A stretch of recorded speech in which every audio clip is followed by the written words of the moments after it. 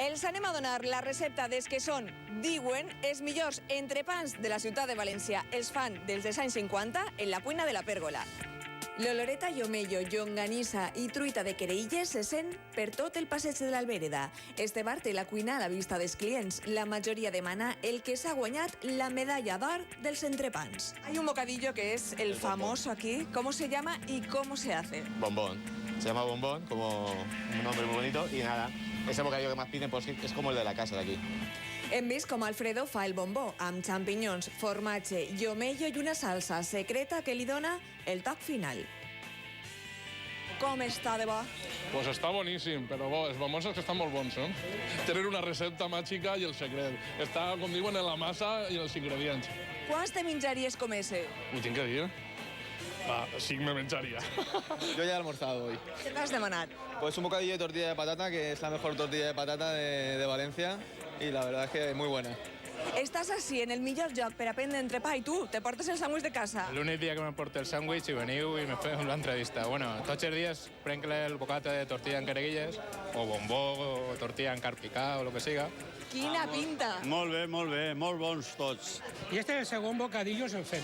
Hem fet uno en sepia y ahora ese chicotet. No me digues que este és el segon. El segon, este es el chicotet. Quants anys porteu venint així? Buah, yo no tenía novia y ha venido así. 45 años casado. Sitios como este en Valencia quedan pocos, hay que mantenerlos. Dicen que hacen los mejores bocadillos de toda Valencia. ¿Tú dirías que sí? Los mejores y las mejores picaditas también. Hacen unos bocadillos brutales. El albañil, el bombón. Te los recomiendo, pruébalos. El bombó ja sabem com es fa, però l'albanyil se'ns escapa. Tornem a mirar Alfredo i vegem que el fica ou, pernil i creïlles. S'enfria l'albanyil. Se enfría el albañil, para David. Que aproveche. Així també feu entrepans personalitzats.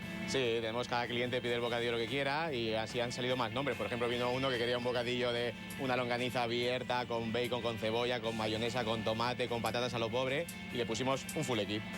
David, així teniu una forma molt peculiar de demanar les ordres a la cuina. Sí, bueno, es que como la cuina en este bar es también algo curioso, está fuera del bar, entonces, pues claro, nosotros quan venim de la terrassa prenem una tona taula, peguem un crit i demanem els bocadillos.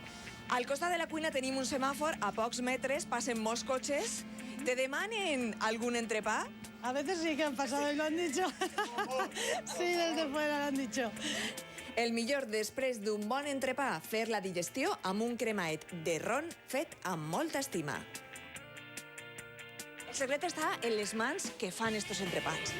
Sí, son les mans, es el cariño, es el género, que es de primera y sobretot cariño i dedicació. Tu saps que els vostres entrepans estan recomanats en les guies millors europees? Sí, venen quantitat d'estrangers en la guia buscant els nostres bocadillos. En 4 paraules, entrepans de categoria internacional.